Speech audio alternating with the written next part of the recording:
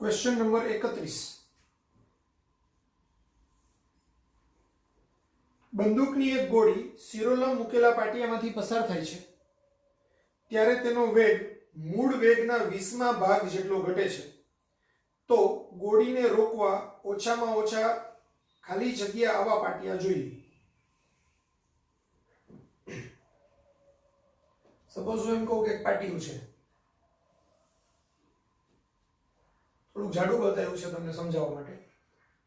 અહીંથી જ્યારે ગોળી એન્ટર થાય ત્યારે એનો વેગ v છે અને અહીંથી જ્યારે જસ્ટ આમ બહાર નીકળતી હોય એ સમયે એનો વેગ v' છે, બરાબર। તો વેગ છે એ 20મા ભાગ જેટલો ઘટે છે, બરાબર। 20મા ભાગ જેટલો ઘટે છે, 20મા ભાગ વેગ 20મા ભાગ જેટલો ઘટે છે માટે v/20 જેટલો ઘટે છે। તો v - v' ઘટે છે એટલે પ્રારંભિક વેગ વધુ છે, તો પ્રારંભિક વેગ માઈનસ અંતિમ વેગ એનો ઘટાડો v/20 હોવો જોઈએ ને। એટલે આપણે એમ કહી શકાય કે v' આ બાજુ તો ધન થાય એટલે આ બાજુ માઈનસ થાય, v - v/20 એટલે 20v - v એટલે 19v એના છેદમાં 20 આ પરિણામ નંબર 1। તો આ જ્યારે બહાર નીકળશે ત્યારે એનો વેગ 19v ના છેદમાં 20 થશે। હવે આપણે એમ વિચારીએ, ધારો કે પાટિયાની જાડાઈ x છે,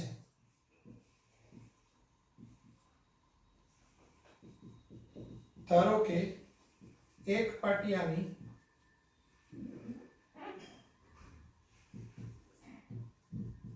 જાડાઈ x છે, બરાબર।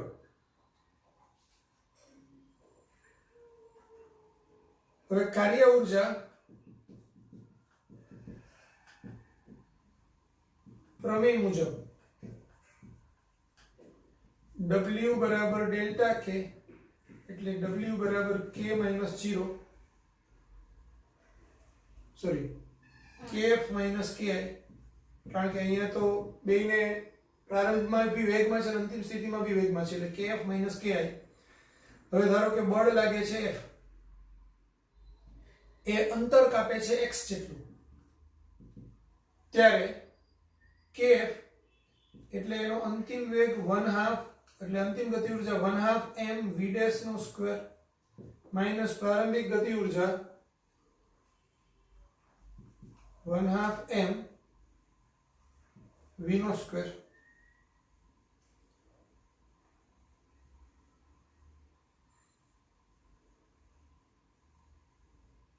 આપણે ડેલ્ટા કે માં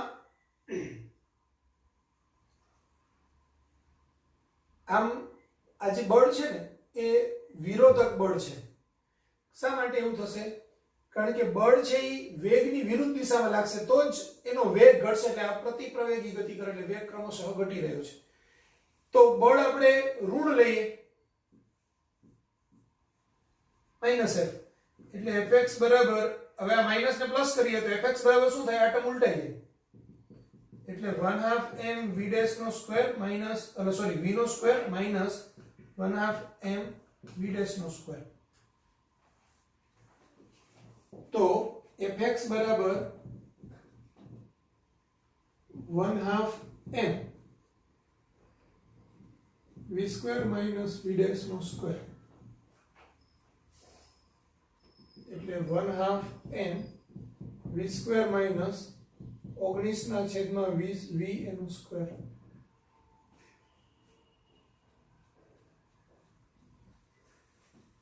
તો 1/2 m આમાંથી v² બી કોમન નીકળી જશે એટલે 1 માઈનસ, હવે 19 નો વર્ગ તો એ 361 361 અપોન 20 નો વર્ગ એટલે 400। તો 1/2 mv² 400 માઈનસ 361 એટલે 39 upon 400। આ 400 માઈનસ 361 છેદમાં 400 એટલે 39/400 આ શેના બરાબર આવ્યું fx બરાબર આવ્યું પરિણામ નંબર 1 આ બે બરાબર હવે જ્યારે ગોળી n પાટિયામાંથી પસાર થાય ત્યારે ગોળી રોકાઈ જાય છે એટલે કે એનો વેગ શૂન્ય થાય છે હવે ધારો કે ગોળીને રોકવા માટે x જાડાઈના આવા n પાટિયાઓ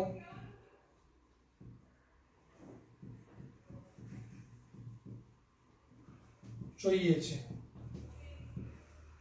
બરાબર ધારો કે ગોળીને રોકવા માટે x જાડાઈના આવા n પાટિયાઓ જોઈએ છે તો n પાટિયાઓ જોઈએ છે એનો મતલબ એવો થાય કે હવે સ્થાનાંતર કરશે -f * nx જેટલું ત્યારે એની અંતિમ ગતિ ઊર્જા 0 થશે અને પ્રારંભિક ગતિ ઊર્જા k હશે માઈનસ માઈનસ પ્લસ કરી નાખીએ તો f nx બરાબર k પણ k બરાબર 1/2 mv² સમીકરણ નંબર 3 તો સમીકરણ 3 ને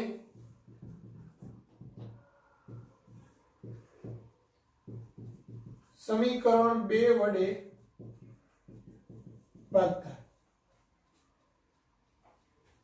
સમજો અહીંયા આ એક પાટિયું આ બીજું પાટિયું ડેશ ડેશ ડેશ આ છેલ્લું પાટિયું વચ્ચે કેટલા બધા પાટિયા છે આવા કેટલા પાટિયાઓ છે n પાટિયાઓ છે એટલે આ જાડાઈ થશે nx હવે અહીંથી ગોળી છે જ્યારે v વેગથી દાખલ થાય ત્યારે અહીંયા જે બહાર જ નથી નીકળતી અંદર જ ફસાઈ જાય છે એટલે કે અહીંયા v બરાબર 0 થાય છે બરાબર એટલે એનો અંતિમ વેગ શૂન્ય છે હવે આમાં હું કાર્ય ઊર્જા પ્રમેય લાગુ પાડું તો બળ છે એ ગતિની વિરુદ્ધ દિશામાં છે એટલે બળને આપણે નેગેટિવ લઈ શકાય અથવા તો આપણે કાર્ય લઈએ તો fd cos 180 એટલે માઈનસ થાય તો એ માઈનસની સાઈન આપણે એ લઈ લીધી બરાબર બળ અને સ્થાનાંતર પરસ્પર વિરુદ્ધમાં છે એટલે ખરેખર તો એમ જ ગણાય તો અહીંયા f nx cos 180 એટલે માઈનસની સાઈન અહીંયા લઈ લીધી આપણે તો આ માઈનસ f * nx બરાબર અંતિમ ગતિ ઊર્જા 0 અને પ્રારંભિક ગતિ ઊર્જા k એટલે 0 - k માઈનસ માઈનસ કેન્સલ કર્યું એટલે f nx બરાબર k એટલે 1/2 mv². હવે હું આને ભાગાકારમાં કરું તો fx ને fx ઉડી જાય એટલે n મને મળે કે નહીં મારે n જ શોધવો છે તો સમીકરણ 3 ને 2 વડે ભાગું એટલે f nx છેદમાં fx બરાબર f nx એટલે 1/2 mv² છેદમાં 1/2 mv² છેદમાં 39/400 આ બંને કેન્સલ થાય આ fx કેન્સલ થાય એટલે n બરાબર 400 અંશમાં જાય તો 400 ના છેદમાં 39 હવે 390 ના છેદમાં 39 હોત તો જવાબ આવે 10 એટલે આ 10 પોઈન્ટ સમથિંગ આવે એક્ઝેક્ટ જોઈતું હોય તો 400 ભાગાકારમાં 39 કરીએ તો એ 10.2564 આવે બરાબર એટલે n is nearly equal to 10 હવે 10.2564 તો એને 10 નો કહી શકાય શા માટે કારણ કે છેલ્લા પાટિયાની અંદર છેલ્લું પાટિયું ન હોય તો કંઈક વેગથી હજી ગોળી બહાર નીકળે 0.25 જાડાઈનું બી પાટિયું ન હોય તો હજી ગોળી બહાર નીકળે કંઈક વેગથી એટલે આપણે એમ સમજી શકાય કે છેલ્લા પાટિયાની અંદર એ ગોળી અહીંયા ફસાઈ જાય છે આવીને વચ્ચે જ ક્યાંક અને એનો વેગ 0 થઈ જાય એટલે 0 કરવા માટે છેલ્લું પાટિયું બી જરૂરી છે એટલે આપણે અહીંયા નિયરલી ઇક્વલ ટુ ભલે 0.25 જ છે છતાં બી n બરાબર 11 પાટિયા તો 11 પાટિયા જોઈએ 10 ન લખી શકાય ત્યાં બરાબર તો આપણો આન્સર આવશે બી 11 પાટિયા કેટલા પાટિયા જોઈએ તો જે પૂર્ણાંક સંખ્યા પછી પોઈન્ટ પછી કંઈક ડિજિટ આવતા હોય તો આપણે એ ડિજિટનેમાં એટલે ડિજિટને આખું રાઉન્ડ ફિગર કરીને એક વધારી દેવાનું એટલા પાટિયા જોઈએ. અને 11 પાટિયા જોઈએ એનો મતલબ એવો થાય કે 10 પાટિયાને તો આખે આખા ક્રોસ કરી નાખે, પછી 11મા પાટિયામાં બી એ છેક 0.25 સુધી ઘૂસી જાય ગોળી, અને ત્યારે એ છેક સ્થિર થાય. એટલે 11મા પાટિયામાં સ્થિર થાય એટલે 11મું પાટિયું બી જોઈએ ત્યાં. એટલે 11 પાટિયા જોઈએ એમ આન્સર લખી શકાય. 10 લખો તો ખોટો જવાબ આવે. 10.25 સુધી પહોંચી જાઓ અને પછી તમે 10 જવાબને ટીક કરો તો એ જવાબ ખોટો પડે. 11 પાટિયા જોઈએ.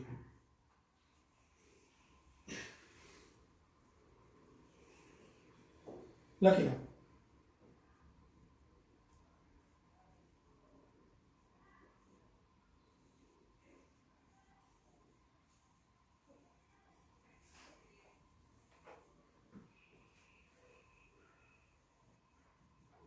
આકૃતિ જ્યારે ડ્રો કરો ત્યારે ખાલી આટલી જ કરો,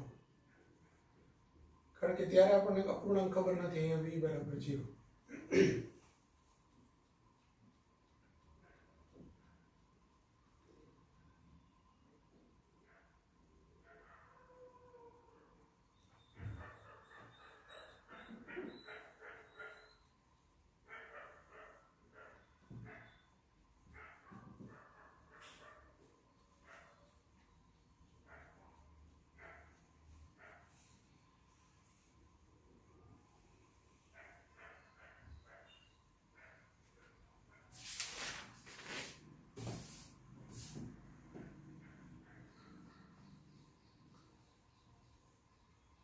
बताइए. Next question.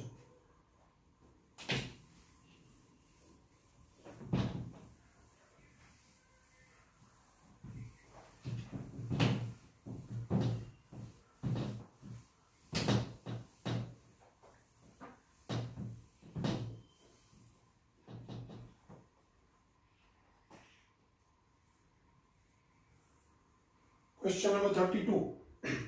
m1 અને m2 દળવાળા કણોનો વેગ અનુક્રમે v1 અને v2 છે. તે બંનેના રેખીય વેગમાન સમાન છે. તેમની ગતિ ઊર્જા અનુક્રમે k1 અને k2 છે. જો m1 is greater than m2 તો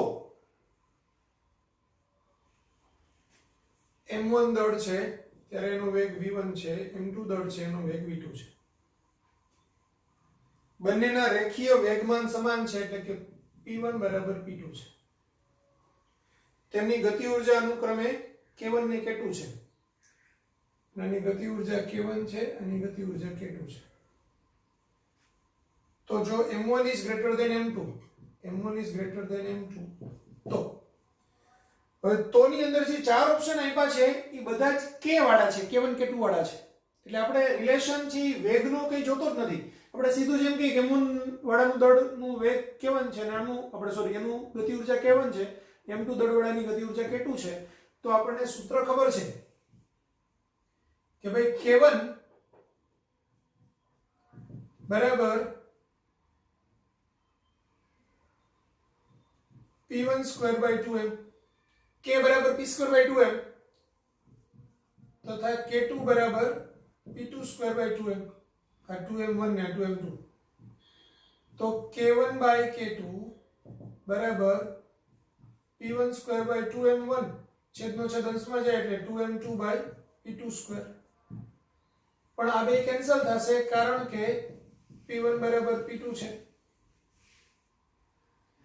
2 બી કેન્સલ થશે એટલે k1 બાય k2 બરાબર m2 બાય m1. હવે અહીંયા m2 નાનું છે અને m1 મોટું છે બરાબર, એટલે m2 બાય m1 આના પરથી આપણે એમ કહીએ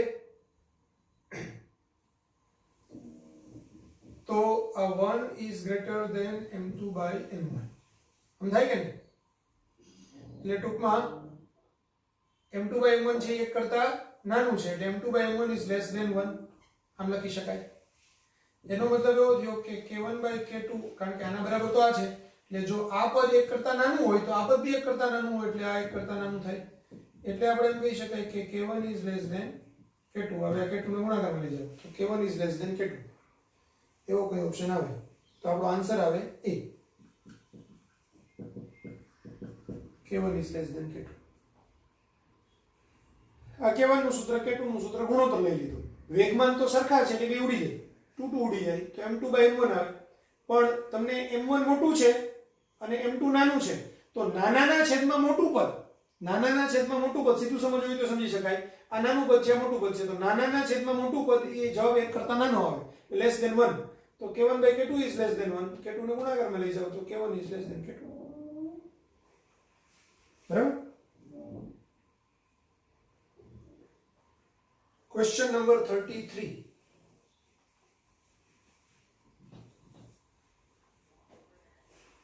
$1.5 કિલોગ્રામ દળ ધરાવતો પદાર્થ આકૃતિમાં દર્શાવ્યા મુજબ 1.5 મીટર ત્રિજ્યાવાળા વર્તુળના ચતુર્થ ભાગની લીસી સપાટી પર સરકે છે.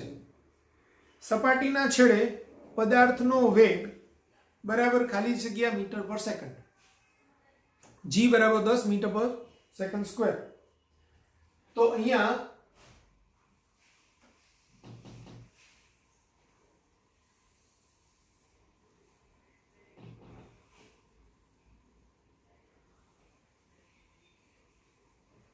આ એક પદાર્થ છે, એમ સરકી અને નીચે આવે છે.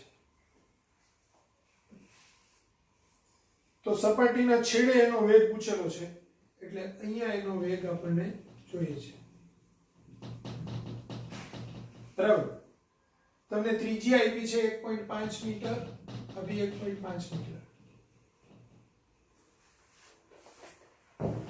હવે હું એમ કહું કે આને સંદર્ભ સપાટી લઈએ.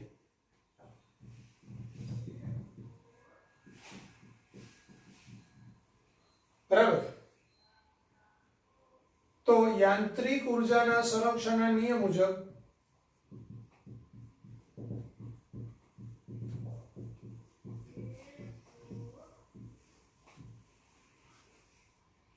આ પોઝિશન 1 અને આ પોઝિશન 2, તો k1 u1 બરાબર k2 u2 થાય.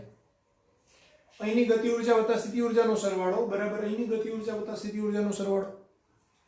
પણ અહીંની ગતિ ઉર્જા શૂન્ય છે કારણ કે ત્યાં સ્થિર છે, સ્થિર સ્થિતિ છે, અને સ્થિતિ ઉર્જા ત્યાં આવશે mgh, જ્યાં h બરાબર 1.5 મીટર. અહીંની ગતિ ઉર્જા એ 1/2 mv² આવશે, પણ અહીંયા સંદર્ભ સપાટી છે એટલે mg0, 0 એટલે 0 થશે એટલે સ્થિતિ ઉર્જા શૂન્ય. mgh પણ ઊંચાઈ 0 ગણાય એટલે એની સ્થિતિ ઉર્જા શૂન્ય થાય. તો મતલબ એવું થયું કે mgh બરાબર 1/2 mv². આ mm કેન્સલ, તો v² બરાબર 2gh એટલે v બરાબર √2gh. 2g ની વેલ્યુ રકમમાં તમને 10 લેવાનું કીધેલું છે, બ્રેકેટમાં આપ્યું છે 10, અને h ની વેલ્યુ 1.5. તો 1.5 * 2 એટલે 3 ગુણાકારમાં 10 એટલે √30. √30 એટલે 5.47 મીટર પર સેકન્ડ. બરાબર. હવે એ ઓપ્શનમાંથી 5.47 જ કેવી રીતે ડિસાઈડ કરશો? ગણતરી તો આપી નથી તમને, એટલે √30 કેલ્ક્યુલેટર વગર નક્કી કરવું હોય તો જુઓ આ આવી રીતે નક્કી કરી શકાય. 30 છે એ કોનાથી મોટું? તો 30 છે √30 એ √25 અને √36 ની વચ્ચે કહેવાય ને, √30. બરાબર. તો એનો મતલબ એવો થયો √25 એટલે 5, એનું વર્ગમૂળ 5 થાય, અને √36 નું વર્ગમૂળ 6 થાય. તો √30 નો જવાબ આ 5 અને 6 ની વચ્ચે આવે.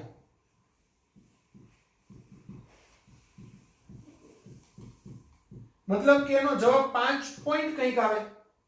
તો હવે 5 પોઈન્ટ કંઈક આવતો હોય એવો ઓપ્શન એક જ છે. ચારે ચાર જવાબ જુઓ તમે તો 1.47, 2.47, 3.47 ને 5.47. તો આપણને કન્ફર્મ થઈ ગયું કે √30 છે, મતલબ એ 5.47 જ આવશે. એટલે મેં ગણતરી કેલ્ક્યુલેટર થી ન કરી, ખાલી 4 ઓપ્શન જોયા અને 4 ઓપ્શનમાંથી કહી દીધું કે આનો જવાબ ડી આવશે 5.47. તો તમારે બી આવી રીતે 4 ઓપ્શનમાંથી કેલ્ક્યુલેટર વગર ગણતરી કરવાની હોય તો આવી રીતે કરી શકો. તમારે જરા જોવું પડશે, ધીમે ધીમે શીખવું પડશે કેવી રીતે થાય છે. અમુક કેલ્ક્યુલેશન એવી હોય કેલ્ક્યુલેટર વગર થાય જ નહીં, એ આપણને આવી બુકમાં આપ્યું હોય. કારણ કે આ બધી બુકની અંદર ક્વેશ્ચન્સ છે જ્યાં ત્યાંથી કોપી કરીને પેસ્ટ કર્યા હોય, એટલે અમુક એવા દાખલાઓ એ લોકોએ લઈ લીધેલા હોય કે જે કેલ્ક્યુલેટર વગર કરવા અશક્ય હોય પણ કન્સેપ્ટ માટે જરૂરી હોય. તો એ આપણે ત્યારે કેલ્ક્યુલેટરનો યુઝ કરી લઈશું, પણ ફાઇનલ એક્ઝામમાં છે ને કેલ્ક્યુલેટર વગર થાય જ નહીં એવા દાખલા જનરલી પૂછાતા જ નથી. 45 ક્વેશ્ચન કેલ્ક્યુલેટર વગર થાય એવા જ હોય, કારણ કે ફિઝિકલી તમને ત્યાં કેલ્ક્યુલેટર આપવાના જ નથી, બરાબર? એટલે બહુ તમને વાંધો નહીં આવે.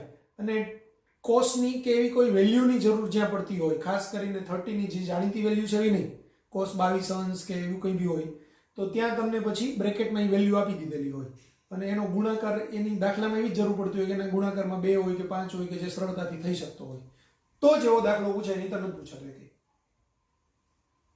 બરાબર? 99% કેસની અંદર કેલ્ક્યુલેટર વગર થાય એવા જ બધા દાખલાઓ હોય, બરાબર? અથવા તો તમે સરળતાથી પછી આવી રીતે એપ્રોક્સિમેશન કરી શકો 4 ઓપ્શનમાંથી, એવા હોય.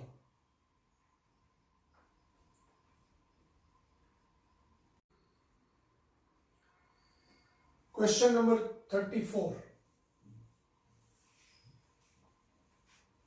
એક બાળક ઝૂલા પરથી જમીનથી 0.75 મીટર અને 2 મીટર અનુક્રમે લઘુત્તમ અને મહત્તમ ઊંચાઈ મળે તે રીતે ઝૂલે છે, તો ઝૂલાનો મહત્તમ વેગ ખાલી જગ્યા મીટર પર સેકન્ડ. હવે સપોઝ હું એમ કહું કે અહીંયા ઝૂલાનો આડછેદ બતાવીએ આપણે.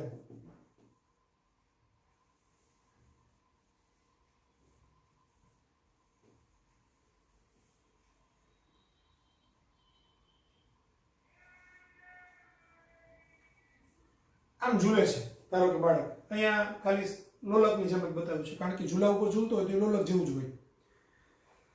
તો જ્યારે બાળક અહીંયા પહોંચશે ત્યારે એનો વેગ મહત્તમ હોય. અહીંથી વેગ ઘટતા ઘટતા અહીંયા શૂન્ય થાય, પાછો રિટર્ન આવે એટલે વધતા વધતા વેગ મહત્તમ થાય, પાછો અહીંયા ઘટતા ઘટતા શૂન્ય થાય, પાછો વધતા વધતા મહત્તમ થાય, ઘટતા ઘટતા શૂન્ય થાય. રકમમાં તમને એમ કીધેલું છે કે સંદર્ભ સપાટીથી આ ઊંચાઈ 0.75 છે અને આ ઊંચાઈ 2 મીટર છે, બરાબર?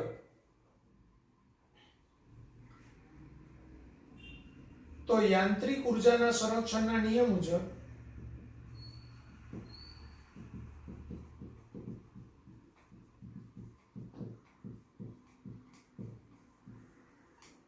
આ પોઝિશન 1 કહું અને આને પોઝિશન 2 કહું.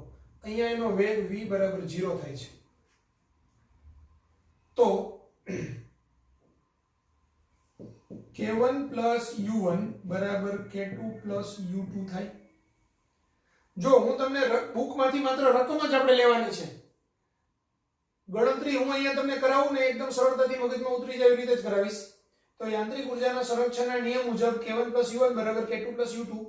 હવે k1 એટલે અહીંની ગતિ ઉર્જા 1/2 mv maximum નો સ્ક્વેર પ્લસ u1 એટલે mgh1 બરાબર k2 એટલે અહીંયા એનો ગતિ ઉર્જા શૂન્ય થશે, 1/2 m આ 0 નો વર્ગ એટલે 0, ડાયરેક્ટ 0 લખશો તોય કઈ વાંધો નથી, અને mgh2 બરાબર? તો હવે આ 1/2 mv max નો વર્ગ, આ mgh1 ને પેલી બાજુ લઈ જાઓ અને એમાંથી mg કોમન કાઢી લઉં તો આ h2 - h1, આ mm કેન્સલ, તો v max નો વર્ગ બરાબર 2g બ્રેકેટમાં h2 - h1 એટલે v maximum નો સ્ક્વેર બરાબર 2. g ની વેલ્યુ રકમમાં તમને 10 લેવાની કીધી હોય તો જ 10 લેવાની, નથી કીધેલી પણ ગણતરીમાં 10 જ લીધેલી છે એટલે 10, અને આ h2 એટલે 2 - 0.75, તો 2 ગુણાકારમાં 10 ગુણાકારમાં હવે 2 - 0.75 એટલે 1.25, 1.25 into 2 એટલે 2.5, 2.5 ગુણાકારમાં 10 એટલે 25, તો v maximum 25 નો વર્ગમૂળ 5 મીટર પર સેકન્ડ. તો આપણો આન્સર આવશે 5 મીટર પર સેકન્ડ એટલે a.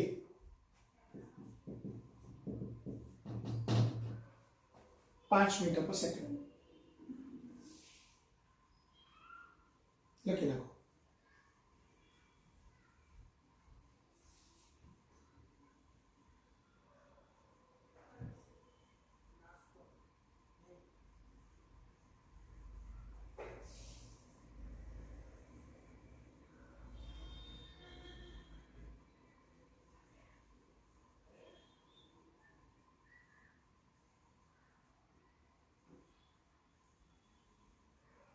Next question.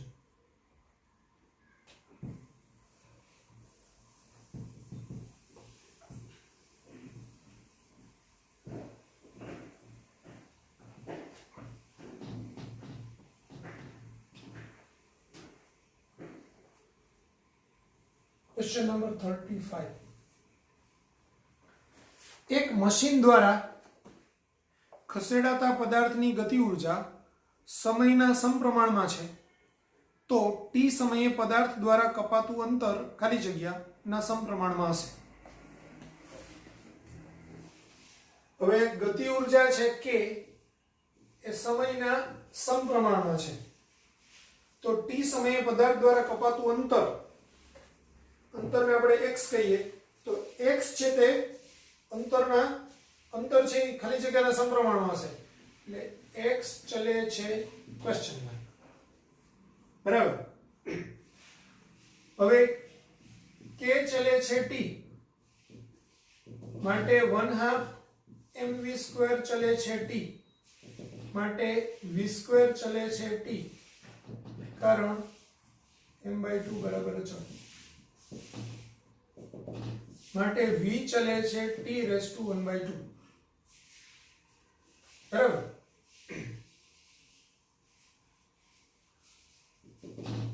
તો v એટલે dx/dt તો dx/dt ચલે છે t⁻². તો dx/dt બરાબર પહેલા તો k અચળાંક લઈ લો સપ્રમાણતા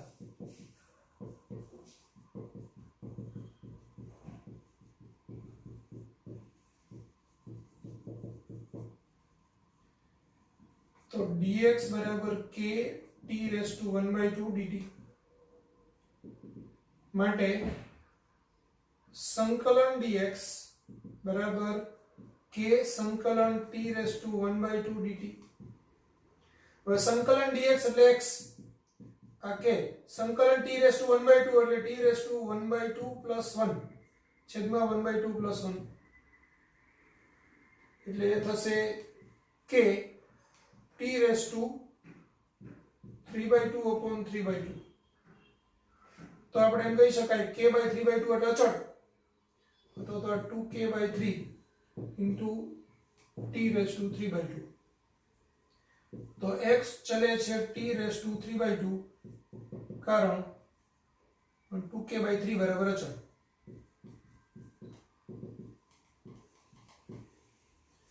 તો આપણો આન્સર આવશે x ચલે છે t⁻³ છે ઓપ્શનમાં એવું અહીં છે આન્સર ડી.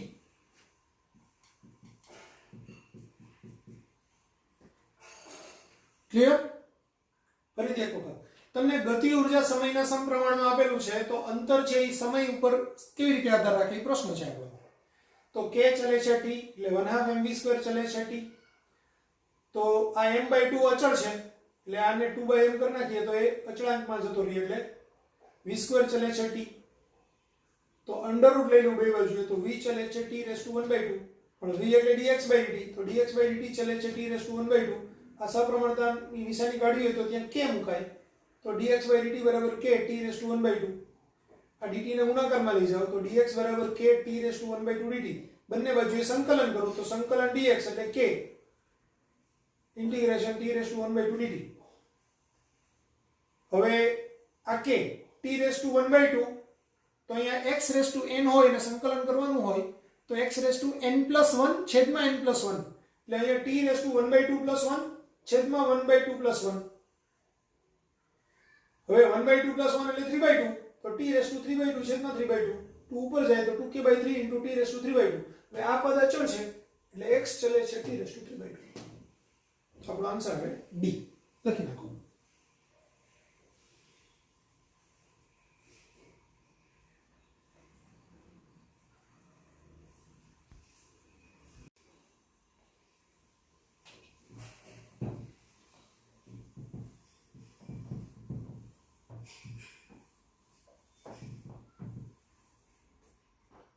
Next question 36. જો WA, WB અને WC એ ગુરુત્વાકર્ષી ક્ષેત્રમાં ગતિ કરતા કોઈ એક કણે x થી y સુધી જુદા જુદા માર્ગો ABC દ્વારા થતા કાર્યો WA, WB અને WC વચ્ચેનો સાચો સંબંધ ખાલી જગ્યા છે.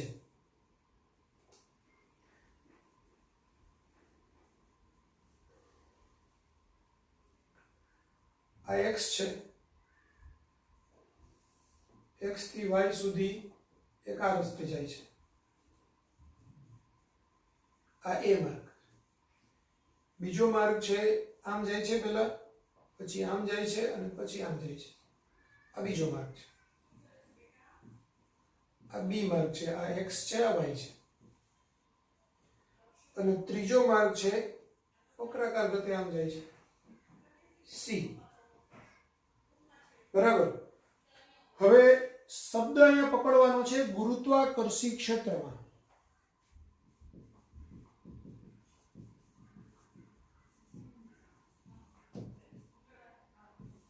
એ સંરક્ષી બળ ક્ષેત્ર છે.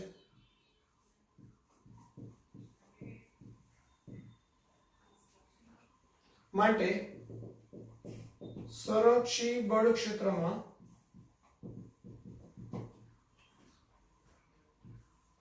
જ્યારે પદાર્થને એક સ્થાનેથી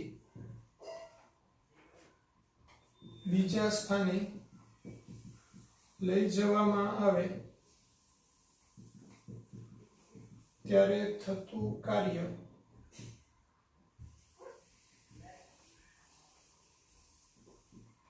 એ માર્ગ પર આધારિત નથી,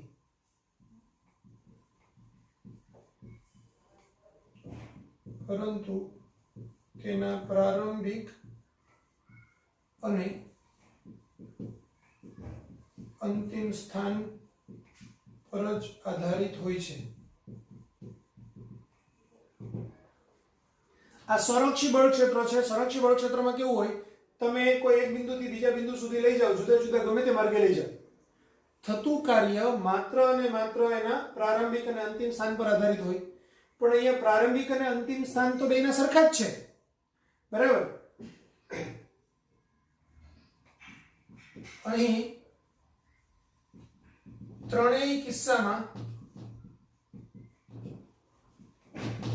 પ્રારંભિક અને અંતિમ સ્થાન સમાન છે. તેથી ત્રણેય કિસ્સામાં થતું કાર્ય પણ સમાન હોય.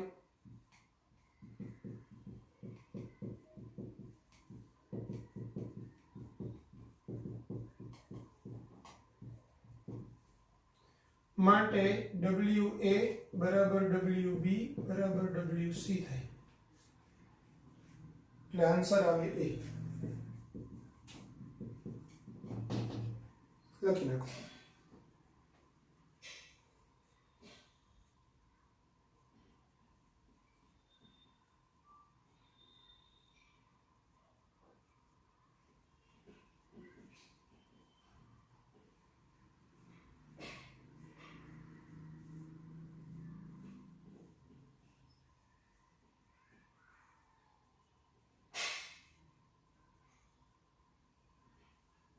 Next question.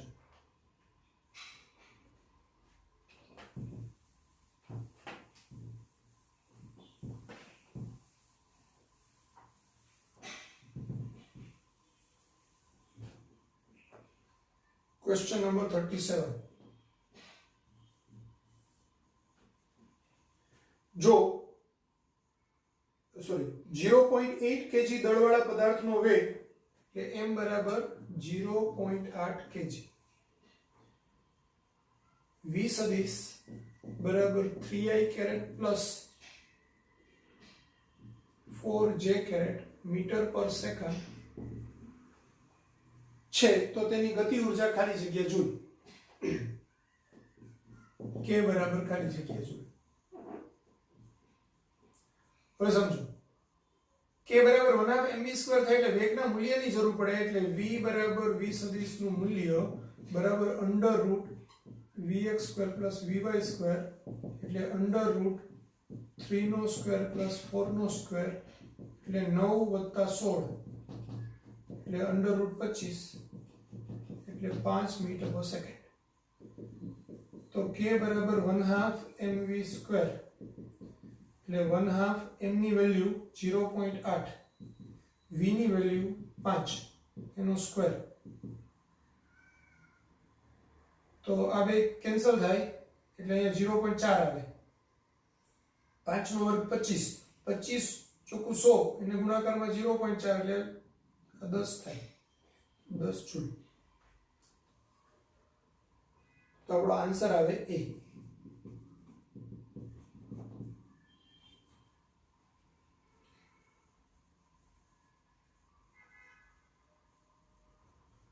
અડત્રીસમો ક્વેશ્ચન.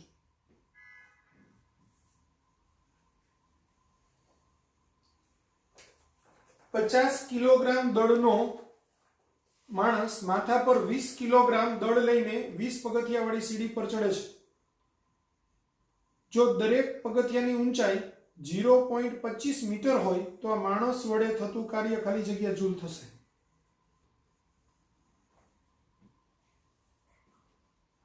હવે તમને આવું આપ્યું છે ભાઈ આ એક પગથિયું, આ બીજું પગથિયું, આ ત્રીજું પગથિયું, ડેશ ડેશ ડેશ, આ 20મું પગથિયું.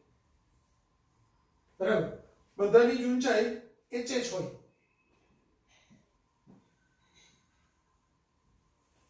તો કુલ ઊંચાઈ કેપિટલ H બરાબર NH થાય. બરાબર.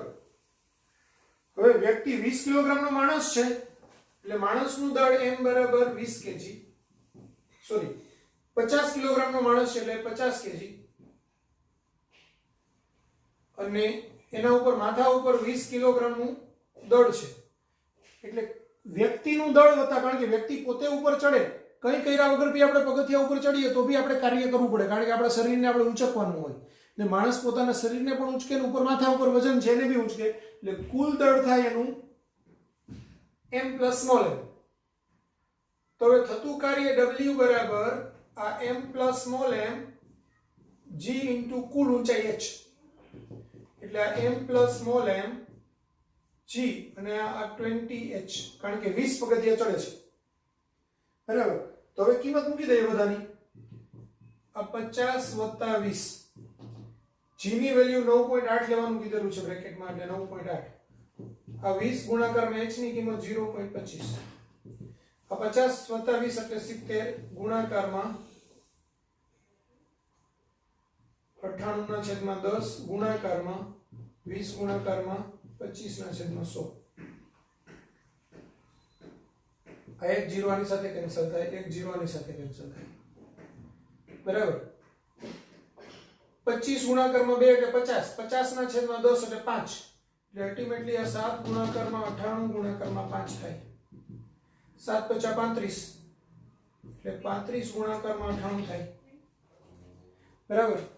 તો 35 ગુણાકારમાં 98 થાય એટલે 98 ગુણાકારમાં 35, તો આ 8 × 5 = 40, 0 4, 9 × 5 = 45 ને 4 49, 8 × 3 = 24, 2 9 × 3 = 27, 28 29, 0 9 ને 4 13, 1 9 ને 1 10, 10 ને 4 14, 1 3, એટલે 3430.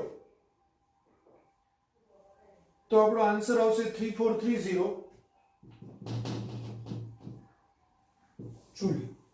તો એવો ઓપ્શન છે ડી, 3430, આન્સર ડી.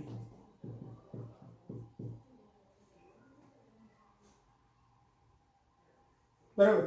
હવે આ ગણતરી ન કરો અને અહીંયા જ ખાલી જુઓ તમે 35 ગુણાકારમાં 98, 98 ને 100 ગણી લ્યો તો જવાબ શું આવે? 3500 આવે. 3500 જવાબ આવે તો 3500 થી સહેજ ઓછો જવાબ કયો છે તો ચાર ઓપ્શનમાં 350 475 1750 ને 3430 તો 3500 થી થોડો ઓછો જવાબ 3430 એટલે સીધો 3430 લખી નાખો તો પણ ચાલે બરાબર એટલે એ રીતે તમારે ગણતરી કર્યા વગર અહીંથી પછી અહીંયા જવું હોય તો તમે ઓપ્શન જોઈને પણ સિલેક્ટ કરી શકો કે આટલો જવાબ આવે ક્લિયર લખી નાખો